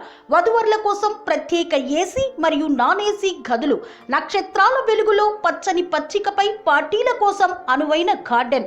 MLN కన్వెన్షన్ లో CCTV పర్యవేక్షణతో పూర్తి భద్రత. ఎక్స్పీరియన్స్ అండ్ ప్రొఫెషనల్ వర్కర్స్ గల అన్నపూర్ణ గ్రూప్ వారి సేవలు 2000 వాహనాలు పార్కు చేసేందుకు సువిశాల పార్కింగ్ సౌకర్యం. మీ ఇంట జరిగే అన్ని శుభకార్యాలకు, పెళ్లి, reception, engagement, birthdays, get together, corporate events, ఏ ఇతర శుభకార్యాలకైనా అందమైన వేదిక MLN కన్వెన్షన్ హాల్. బుకింగ్ కోసం సంప్రదించండి 7550438888 మరియు 7550428888. మా అడ్రస్ చీర్యాల లక్ష్మీ నరసింహస్వామి దేవాలయం ప్రక్కన near outer ring road, Keesara junction, Cheeryal గ్రామం, మేడ్చల్ జిల్లా. ఉండేటువంటి ఇదం ఈ ప్రపంచం మొత్తాన్ని, ఈ సృష్టి మొత్తాన్ని వ్యంజయామాస బయటికి తీసుకొచ్చి చూపిస్తున్నాడు. అలాంటి జగత్కారణంగా ఉండేటువంటి ఆ పరమాత్మకు నమస్కారం. ఆ పరమాత్మ మీద భక్తి ద్వారా మాత్రమే ఈ భావాన్ని అణగదొక్కుకోవటం సాధ్యం. తస్మై నమో భగవతే య ఇదం స్వేన రోచష ఆత్మస్థం వ్యంజయామాస సధర్మం పాతుమర్హతి. ఆ పరమాత్మ ఒక్కడే, ఆ పరమాత్మను ఒక్కడినే మనసులో ఉంచుకోవటం ద్వారా మాత్రమే ధర్మం అనేది నిలుస్తుంది. ఆ పరమాత్మ మాత్రమే ధర్మాన్ని కాపాడగలడు. సధర్మం పాతుమర్హతి. ఆ పరమాత్మను మనసులో ఉంచుకోవటం ద్వారా మాత్రమే, ఆయన మీద భక్తిని పెంచుకోవటం ద్వారా మాత్రమే ధర్మం అనేది పరిపాలింపబడుతుంది అని పిల్లలందరూ తండ్రికి చెప్పారు. తస్మై నమో భగవతే య ఇదం స్వేన రోచష ఆత్మస్థం వ్యంజయామాస సధర్మం పాతుమర్హతి అని వాళ్ళు చెప్పారు అని మైత్రేయ మహర్షి గారు విదురుడితో అంటున్నారు. ఇది బ్రహ్మగారికి వినిపించింది. స ఇత్థం గృణతః పుత్రాన్ పురో దృష్ట్వా ప్రజాపతీన్ ప్రజాపతి పతిస్తన్వం తత్యాజ వ్రీడితస్తదా. స ఇత్థం గుణతః. ఆ బ్రహ్మగారు తన ముందు తన పిల్లలే ఈ విధంగా చెప్తూ ఉంటే, ఇత్థం గృణతః పుత్రాన్ పురో దృష్ట్వా, తన ముందే ఉన్నారు, అంతా కూడా వాళ్ళ కళ్ళ ఎదురకుండానే సాగుతోంది అని చూసి, ప్రజాపతీన్, వీళ్ళందరూ తమ తమ బాధ్యతలలో తలమునకలై ఉన్నారు, తమ బాధ్యతలను నెరవేర్చటానికి సిద్ధంగా ఉన్నారు, వీళ్ళందరూ ప్రజాపతులుగా యోగ్యులు అనే విషయాన్ని నిర్ధారించుకుని, ప్రజాపతి ఈ ప్రజాపతులందరికీ, మరీచ్యాది ప్రజాపతులందరికీ కూడా పతి అయినటువంటి ఆ బ్రహ్మగారు తన్వం తత్యాజ, ఆ సరస్వతిని పెళ్లి చేసుకోవాలి అనేటువంటి కోరికను విడిచిపెట్టేశాడు. అప్పటికి ఏ శరీరంతోనైతే ఈ పెళ్లి చేసుకుందామని అనుకున్నాడో ఆ శరీరాన్ని కూడా విడిచిపెట్టేశాడు. తన్వం తత్యాజ వ్రీడిత, సిగ్గుపడ్డాడు. సిగ్గుపడి తదా అప్పటికప్పుడు ఆ భావాన్ని విడిచిపెట్టేశాడు అని మైత్రేయ మహర్షి గారు చెప్తున్నారు. స ఇత్థం గృణతః పుత్రాన్ పురో దృష్ట్వా ప్రజాపతీన్ ప్రజాపతి పతిస్తన్వం తత్యాజ వ్రీడితస్తదా అనే ఈ శ్లోకంలో. ఇది చాలా చిన్న కథ. దీన్ని ప్రామాణికంగా ఎవరు చెప్పారు తెలియదు. ఇది నశ్రుతం, ఎవరో అనగా విన్నాము. విన్న ఈ వృత్తాంతంలో ఒక నీతి అయితే తప్పనిసరిగా ఉంది. ఆ నీతి, ప్రధానమైనటువంటి నీతి, ఎప్పుడైనా సరే అధర్మ సంకల్పం అనేది మనసులోకి ప్రవేశిస్తే, అధర్మం తాలూకు కారణం అనేటువంటి కామ క్రోధ లోభాదులు మనసులోకి ప్రవేశిస్తే, అప్పుడు మనసులో పరమాత్మను ధ్యానించుకుంటే సరిపోతుంది. పరమాత్మను ధ్యానించుకుంటే ఈ కామక్రోధ లోభాలతో సహా అధర్మం కూడా తొలగిపోతుంది అనేటువంటి నీతి ఒకటి బాగుంది. నీతి బాగుంది కాబట్టి, అందులోనూ అధర్మాన్ని పోగొట్టుకోవటానికి కారణం అనేది తెలుస్తోంది కాబట్టి దీన్ని ప్రత్యేకించి ఇక్కడ చెప్తున్నాను అని మహర్షి గారు అంటున్నారు. ఎక్కడో విన్నది, నీతి బాగుంది అని చెప్తున్నాను. పెద్దవాళ్ల గురించి ఇలాంటి మాటలు మాట్లాడుకోనక్కర్లేదు.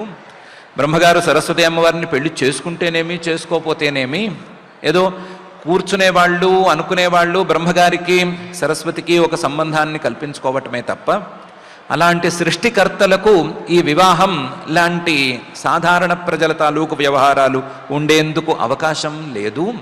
అది కేవలం మానవుల యొక్క భక్తిపూర్వకమైనటువంటి కల్పన మాత్రమే. అందులో వాళ్ళ తాలూకు ఏమీ సంబంధం అనేది ఉండదు. కానీ వృత్తాంతం ద్వారా వచ్చేటువంటి నీతిలో మాత్రం చాలా లాభం ఉంది కాబట్టి ఈ విషయాన్ని తీసుకోవచ్చు అని మహర్షి గారు అభిప్రాయాన్ని వ్యక్తం చేస్తున్నారు. అదే సమయంలో గొప్పవాళ్ళు, ఇతరులకు ఆదర్శంగా ఉండవలసిన వాళ్ళు ఏ పరిస్థితులలోనూ, ఎలాంటి కష్ట పరిస్థితులలోనూ తప్పులు చేయటానికి వీలు ఉండకూడదు అనేటువంటి బోధను కూడా ఈ సందర్భంగా అందిస్తున్నారు. వారు తప్పు చేస్తే వారి కీర్తికి విఘాతం, అలాగే వాళ్లను అనుకరించే, ఇమిటేట్ చేసే సామాన్య ప్రజల తాలూకు అభ్యుదయానికి కూడా విఘాతం అని 2 దుష్ప్రయోజనాలు ఉంటాయి అని ఈ సందర్భంగా హెచ్చరిస్తున్నారు. హెచ్చరిస్తూ ఈ వృత్తాంతాన్ని ఇక్కడికి ఆపేసి, ప్రజాపతి గారు తన భావాన్ని విడిచిపెట్టారు, లేదా ఆ శరీరాన్ని విడిచిపెట్టేశారు అక్కడికక్కడ అని చెప్పుకున్నాం కదా. ఆ విడిచిపెట్టిన శరీరం కానీ భావం కానీ ఎలా మారింది అనే అంశాన్ని చెప్తూ సృష్టి ప్రక్రియని మరింత ముందుకు తీసుకెళ్తున్నారు. అది తాం దిశో జగృహుర్ఘోరాం నిహారం యద్విదుస్తమః అనేటువంటి భాగంలో చెప్తున్నారు. తాం ప్రజాపతి గారు విడిచిపెట్టినటువంటి ఆ తనువుని, అంటే ఆ భావాన్ని కానీ ఆ శరీరాన్ని కానీ, దిశ దిగ్దేవతలు జగృహు తీసుకున్నారు. తీసుకుని వాళ్ళు ఆ నలుదిక్కులకు వెదజల్లేశారు. ఘోరాం అది మిగతా వాళ్ళెవరూ భరించవలసింది కాదు, భరించగలిగింది కూడా కాదు. ఈ ఘోరమైనటువంటి దాన్ని డైల్యూట్ చేసి అన్ని దిక్కులకి వెదజల్లేశారు. ఘోరాం అని ఎందుకంటున్నారంటే, ఈ లోపల ఉండేటువంటి ఈ కామం కానీ ఈ కోరిక కానీ రావటం అనేది జరిగితే ఏమీ కనిపించని పరిస్థితి వస్తుంది. ఏది ఇంకేం కనిపించదు, శాస్త్ర నిర్ణయం కనిపించదు, లేదా యుక్తాయుక్తాలు అనేటువంటిది కనిపించదు, ఏమీ అర్థం కాదు, ఏమీ తోచదు. ఎలాగైనా సరే దీన్ని తీర్చుకోవటం అనేటువంటి అంశం మీదే నిలబడిపోతుంది. అలాంటిది కాబట్టి ఇది ఘోరం. ఈ ఘోరమైనటువంటి దాన్ని ఎక్కడ ఒకచోట ఉంచినా సరే ఈ సృష్టిలో ఎవరూ భరించలేరు. దీన్ని కొంచెం డైల్యూట్ చేయవలసిందే, నలుదిక్కులకి వెదజల్లవలసిందే అని ఆ దిగ్దేవతలు భావించారు. భావించి దాన్ని నలుదిక్కులకు వెదజల్లారు. వెదజల్లితే అది ఏమైంది అంటే నీహారంగా మారిపోయింది, పొగమంచుగా మారిపోయింది. పొగమంచు అనే దాన్ని నిర్ణయించి చెప్పలేము, ఇది ఏంటి అని చేత్తో తీసి చూపించలేము. కానీ ఈ పొగమంచు అనేది గనక ఉన్నట్లయితే ఎదురుకుండా ఉండేటువంటి వస్తువు, మనకు అతి దగ్గరలో ఉండేటువంటి వస్తువు కూడా కనిపించదు అనేటువంటిది ఉంది కదా. అది ఆ పొగమంచు అనేది ఈ భావం నుంచి పుట్టుకొచ్చింది. నీహారం యద్విదుః తమః. ఇది అంధకారం అంటే చీకటితో సమానమైంది, కానీ చీకటి కాదు. చీకటిలో ఏమీ కనిపించదు అని చెప్పేసుకోవచ్చు. చీకటిని ఇదమిత్తంగా నిర్ధారించి చెప్పుకోవచ్చు. చీకటి వెలుగుతో తొలగిపోతుంది అని చెప్పుకోవచ్చు. కానీ ఈ నీహారం అనే దాన్ని మాత్రం అలా చెప్పలేము. ఈ నీహారం అనేది వెలుగొచ్చినా పోదు, దీన్ని చీకటిగా చెప్పలేము. వెలుగు ఉన్నట్లే ఉంటుంది, కాస్తంత వెలుగు కనిపిస్తూనే ఉంటుంది, కానీ కనిపించవలసినటువంటి ఇది మాత్రం కనిపించదు. వేగంగా ప్రయాణం చేసేటప్పుడు ఈ పొగమంచు వల్ల ఎన్నెన్ని ఇబ్బందులుంటాయి అని డ్రైవ్ చేసే వాళ్ళందరికీ తెలిసిందే. ఇబ్బంది ఉంది, కానీ దీన్ని ఇదమిత్తంగా నిర్ణయించలేము అనేది ఇందులో ఉండేటువంటి సంక్లిష్టత కూడా ఉంది అనే భావాన్ని వ్యక్తం చేస్తూ తాం దిశో జగృహుర్ఘోరాం నీహారం యద్విదుస్తమః అని ఈ భాగంలో ఆ పొగమంచుగా ఆ బ్రహ్మగారి మనసులో భావం అనేది బయటపడిపోయింది. దిగ్దేవతలు నలుదిక్కులకి వెదజల్లేశారు అని మహర్షి గారు చెప్తున్నారు. ఈ వృత్తాంతం, దీని తాలూకు సృష్టి ప్రక్రియ సంబంధం ఈ రెండు పూర్తయిపోయిన తర్వాత మళ్ళీ సృష్టి ప్రక్రియలో కాస్తంత ముందుకు వెళితే కదాచిత్ ధ్యాయత సృష్టు వేదా ఆసముశ్చతుర్ముఖాత్ కథం స్రక్ష్యామ్యహం లోకాన్ సమవేతాన్ యథాపురా అని పై శ్లోకంతో మొదలుకొని మళ్ళీ సృష్టి ప్రక్రియలో కొన్ని అడుగులు ముందుకు వేస్తున్నారు. కదాచిత్ ఒకప్పుడు బ్రహ్మగారు కూర్చున్నారు. కూర్చుని ధ్యాయత ఆలోచిస్తున్నారు. ఏమని ఆలోచిస్తున్నారు? కథం స్రక్ష్యామ్యహం లోకాన్, నేను ఈ లోకాలను ఎలా సృష్టి చేస్తాను, ఈ లోకాలను ఎలా సృష్టి చేయాలి, సమవేతాన్, ఈ లోకాల్లో ఒకదానికొకటి సంబంధం ఉండాలి, ఇవన్నీ ఒక గుంపుగా ఉండాలి, దాంతోపాటుగా యథాపురం, ఇంతకు ముందు ఉన్నట్లుగానే ఉండాలి, ఇంతకు ముందు ఉన్నట్లుగానే ఉండాలి, ఈ లోకాల్లో ఒకదానితో మరొకటి సంబంధించి ఉండాలి, అవన్నీ ఒక గ్రూప్గా ఉండాలి. ఇవన్నీ ఈ నియమాలతో ఈ నిర్ణయాలతో కూడినటువంటి లోకాలను కథం స్రక్ష్యామి, ఎలా సృష్టి చేయగలను అని ఆలోచిస్తూ ఉంటే ఆయనకి వేదాహ ఆసన్ చతుర్ముఖాత్, 4 ముఖాల నుండి లేదా 4 ముఖాలు కలిగినటువంటి బ్రహ్మగారి నుండి వేదాలు బయటపడ్డాయి.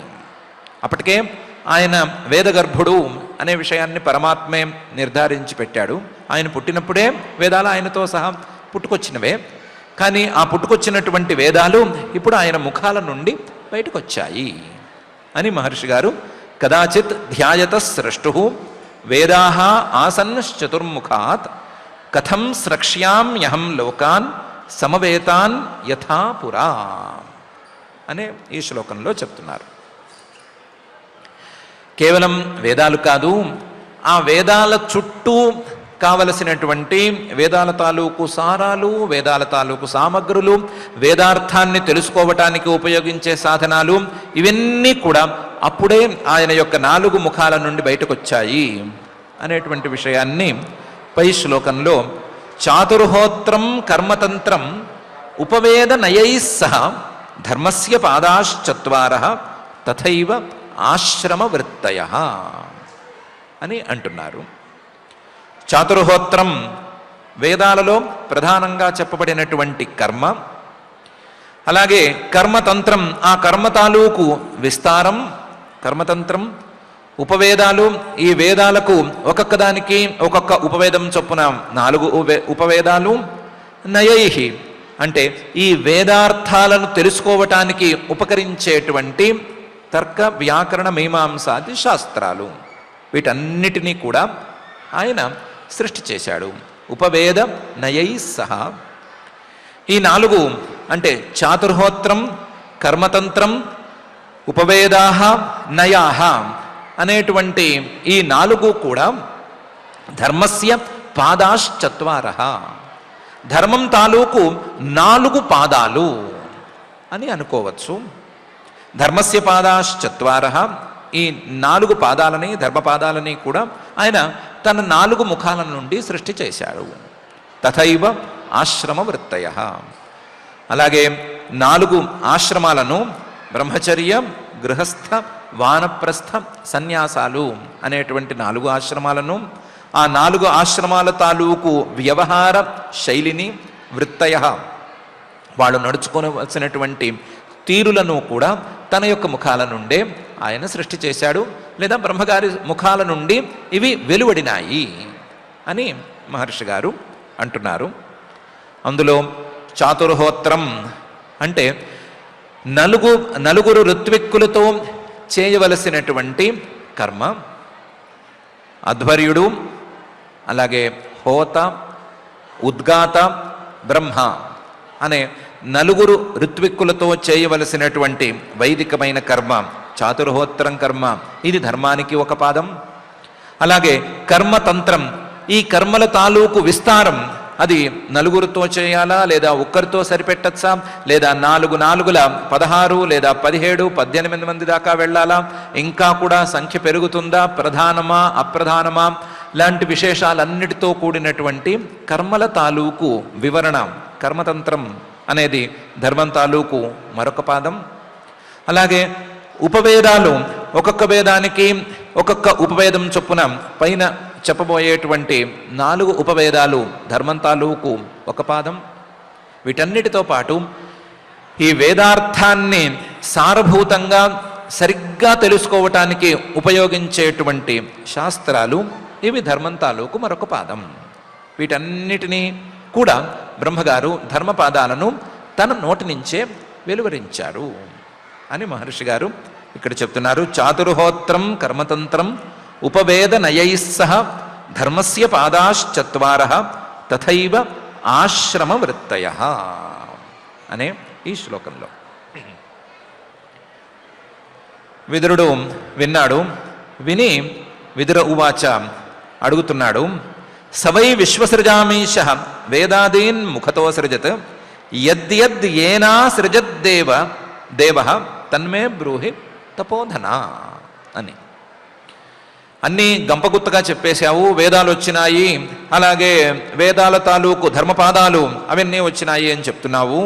సవై విశ్వసృజాం ఈశః, ఈ విశ్వాన్ని సృష్టి చేసిన వాళ్లలో కల్లా, ప్రజాపతులలో కల్లా పెద్ద స్థాయిలో ఉండేటువంటి వాళ్ళందరికీ ఈశ్వరుడు నియామకుడు అయినటువంటి బ్రహ్మగారు వేదాదీన్, వేదం మొదలైన వాటన్నిటినీ కూడా, చాతుర్హోత్రం, కర్మతంత్రం ఇవన్నీ కూడా ముఖతః తన యొక్క ముఖాల నుండి సృష్టి చేశాడు అని గంపగుత్తగా సృష్టి చేసినట్లు చెప్పేస్తున్నావు.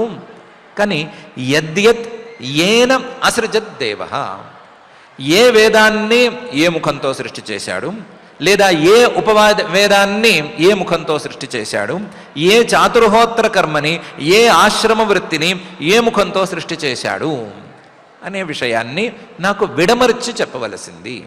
యద్యత్ ఏన అసృజత్ దేవః తన్మే బ్రూహి, అది నాకు నువ్వు చెప్పవలసింది.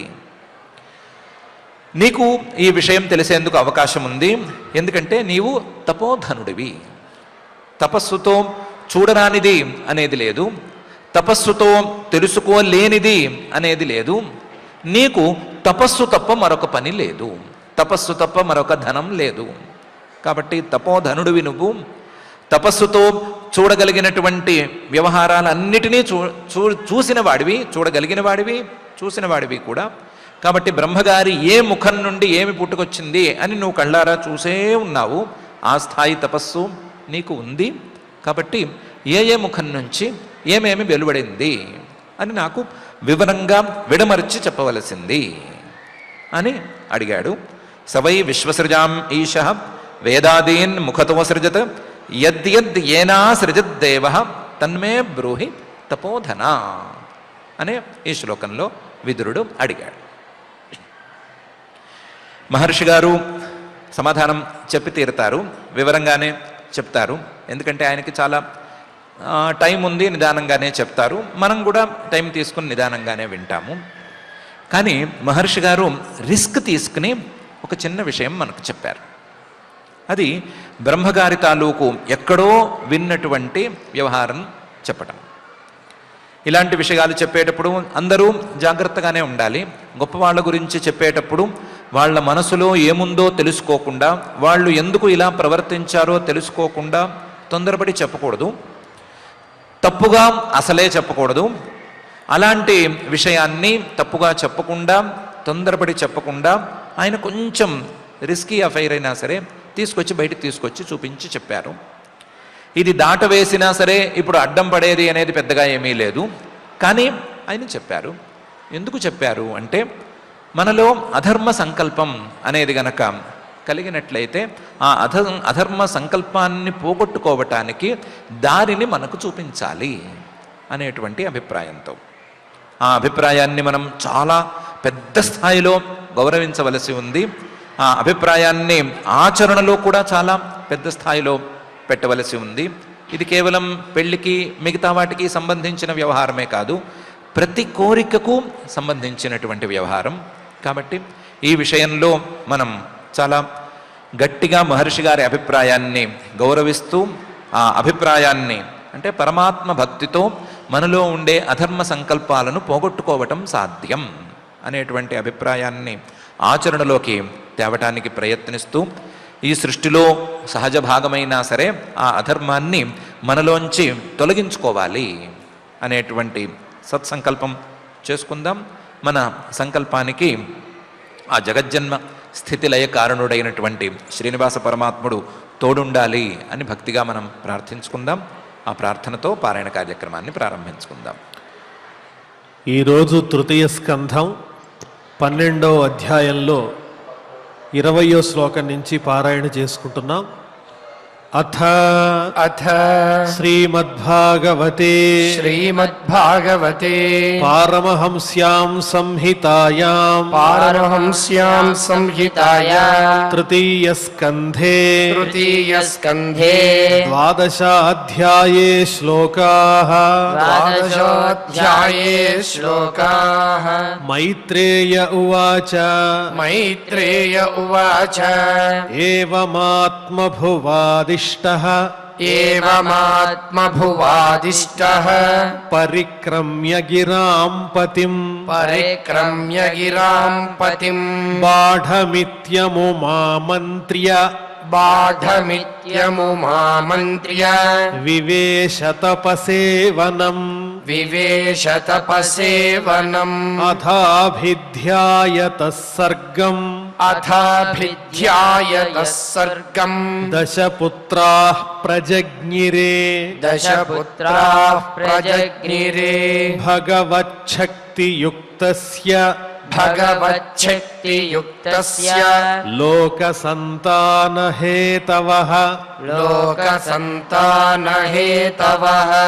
मरीचिरत्र्यङ्गिरसौ मरीचिरत्र्यङ्गिरसौ पुलस्त्यः पुलः क्रतुः पुलस्त्यः पुलः क्रतुः भृगुर्वसिष्ठो दक्षश्च भृगुर्वसिष्ठो दक्षश्च दशमस्तत्र नारदः दशमस्तत्र नारदः उत्सङ्गान्नारदो जज्ञे उत्सङ्गान्नारदो जज्ञे दक्षोऽङ्गुष्ठात् स्वयंभुवः दक्षोऽङ्गुष्ठात् स्वयंभुवः प्राणाद्वसिष्ठः सञ्जातो प्राणाद्वसिष्ठः सञ्जातो भृगुस्त्वचिकरात् क्रतुः भृगुस्त्वचिकरात् क्रतुः पुलहो नाभितो जज्ञे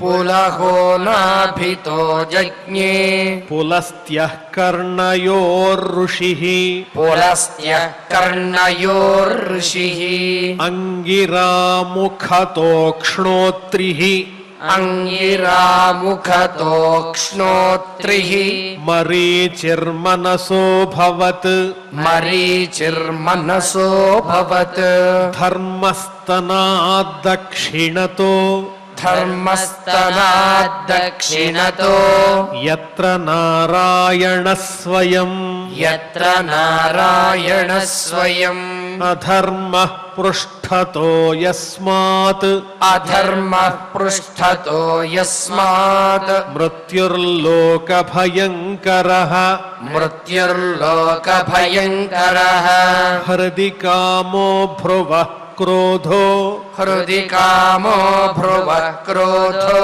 लोभश्चाधरदच्छदात् लोभश्चाधरदच्छदात् आस्याद्वाक्सिन्धवो मेढ्रात् आस्याद्वाक्सिन्धवो मेढ्रात् निर्वृतिः पायोरघाश्रयः निर्वृतिः पायोरघाश्रयः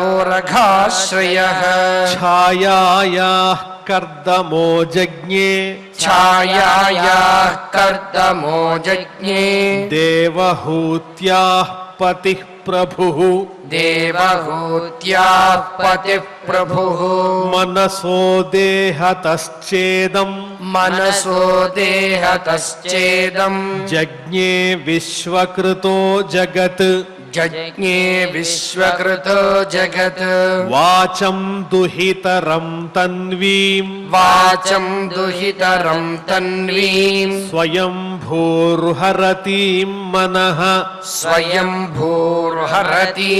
मनः अकामां चकमे क्षत्तः अकामां चकमे क्षत्तः सकाम इति न श्रुतम् सकाम इति न श्रुतम् तमधर्मे कृतमतिम् उत्तमधर्मे कृतमतिं विलोक्य पितरं सुताः विलोक्य पितरं सुताः मरीचिमुख्या मुनयो मरीचिमुख्या मुनयो विश्रम्भात् प्रत्यबोधयन् विश्रम्भात् प्रत्यबोधयन् नैतत्पूर्वैः कृतं त्वद्य नैतत्पूर्वैः कृतं त्वद्य न करिष्यन्ति चापरे न करिष्यन्ति चापरे यत्त्वं दुहितरं गच्छेः यत्त्वं दुहितरं गच्छेः अनिगृह्याङ्गजं प्रभुः अनिगृह्याङ्गजं प्रभुः तेजीयसामपि ह्येतत् तेजीयसामपि ह्येतत् न सुश्लोक्यं जगद्गुरो न सुश्लोक्यं जगद्गुरो यद्वृत्तमनुतिष्ठन् वै यद्वृत्तमनुतिष्ठन् वै लोकः क्षेमाय कल्पते लोकः क्षेमाय कल्पते तस्मै नमो भगवते तस्मै नमो भगवते य इदं स्वेन रोचिषा य इदं स्वेन रोचिषा आत्मस्थं व्यञ्जयामास आत्मस्थं व्यञ्जयामास सधर्मं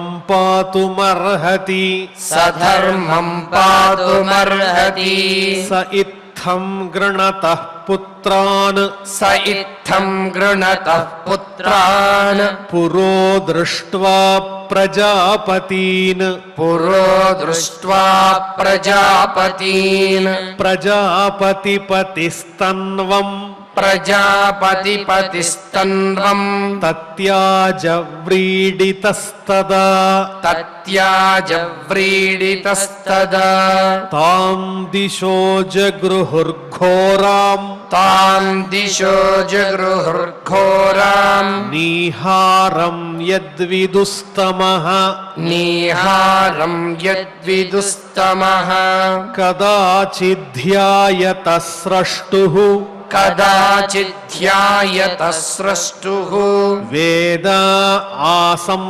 आसंश्चतुर्मुखात् वेदा आसंश्चतुर्मुखात् कथं स्रक्ष्याम्यहं लोकान् कथं स्रक्ष्याम्यहं लोकान् समवेतान् यथा पुरा समवेतान् यथा पुरा चातुर्होत्रं कर्मतन्त्रम् चातुर्होत्रं कर्मतन्त्रम् उपवेदनयैः सह उपवेदनयैः सह धर्मस्य पादाश्चत्वारः धर्मस्य पादाश्चत्वारः तथैवाश्रमवृत्तयः तथैवाश्रमवृत्तयः विदुरौवाच विदुर उवाच स वै विश्वसृजामीशो स वै विश्वसृजामीशो वेदादीन् मुखतो सृजत् वेदादीन् मुखतो सृजत् यद्यद्येनासृजद्देवः यद्यद्येनासृजद्देवः तन्मे ब्रूहि तपोधन तन्मे ब्रूहि तपोधन इति इति श्रीमद्भागवते श्रीमद्भागवते पारमहंस्यां संहितायां पारमहंस्यां संहितायां तृतीयस्कन्धे तृतीयस्कन्धे 12 श्लोकाः 12 श्लोकाः। ఓం నమో వెంకటేశాయ. వినుము భగవద్బలాన్ వినుత గుణులు భువన సంతాన హేతు విస్ఫురణకరులు పద్మ సంభవతుల్య ప్రభావయుతులు పదురు కొడుకులు బుట్టిరి భవ్య యశులు అని నేటి అధ్యయన కార్యక్రమంలో ఆ బ్రహ్మగారి దగ్గర నుంచి ఆవిర్భవించినటువంటి దశవిధ పుత్రుల వైభవాన్ని, అలాగే ధర్మాచరణ వైభవాన్ని, ధర్మ వైభవాన్ని గురించి కూడా చక్కగా ఆచార్యముఖంగా మనం అందుకున్నాం. నిరంతరము ఇటువంటి అధ్యాత్మ విద్యల్లో ఉండేటువంటి తత్వాన్ని తెలుసుకుని అటువైపు మన అడుగులు పడే విధంగా అనుగ్రహించమని ఆ దేవదేవుని మరొక్క మారు మనందరం కూడా భక్తి శ్రద్ధలతో వేడుకుంటూ యథాప్రకారంగా క్షమాప్రార్థన దగ్గర నుంచి మంగళ శ్లోకం వరకు భక్తితో పఠిస్తూ ఈనాటి అధ్యయన కార్యక్రమానికి మంగళాంతంగా పరిసమాప్తిని పలుకుదాం. అథ క్షమా ప్రార్థనా యదక్షరపదభ్రష్టం మాత్రాహీనం చ యద్భవేత్ తత్సర్వం క్షమ్యతాం దేవ నారాయణ నమోస్తుతే. అథ భగవత్సమర్పణం కాయేన వాచా మనసేంద్రియైర్వా బుద్ధ్యాత్మనా వా ప్రకృతే స్వభావాత్ కరోమి యద్యత్ సకలం పరస్మై నారాయణాయేతి సమర్పయామి. అథ లోకక్షేమ ప్రార్థనా సర్వే భవంతు సుఖినః సర్వే సంతు నిరామయాః సర్వే భద్రాణి పశ్యంతు మా కశ్చిద్ దుఃఖభాగ్ భవేత్. అథ మంగళం శ్రియః కాంతాయ కళ్యాణ నిధయే నిధయేర్థినాం శ్రీవేంకటనివాసాయ శ్రీనివాసాయ మంగళం. Sun Life multi speciality hospital ప్రజలకు నిరంతర వైద్య సేవలు అందిస్తున్న hospital. Diabetology, stem cell physician లో ఇండియాలోనే మొదటి డాక్టర్ గా పేరుగాంచిన డాక్టర్ విజయ్ భాస్కర్ గారు అత్యాధునిక విజ్ఞాన పరిజ్ఞానంతో అంతర్జాతీయ ప్రమాణాలతో సామాన్యులకు సైతం అందుబాటులోకి తెచ్చారు Sun Life multi speciality hospital ను. అనుభవజ్ఞులైన వైద్యులతో అన్ని రకాల వైద్య సేవలు, ఆపరేషన్స్, సర్జికల్ ఎమర్జెన్సీలు, ప్లాస్టిక్ సర్జరీలు, చికిత్స అందించనున్నారు. 24 గంటలు అందుబాటులో ఫార్మసీ మరియు అంబులెన్స్ సౌకర్యం కలదు. సంప్రదించండి Sun Life multi speciality hospital, Dammaiguda. Contact number 8121678234 9700971100.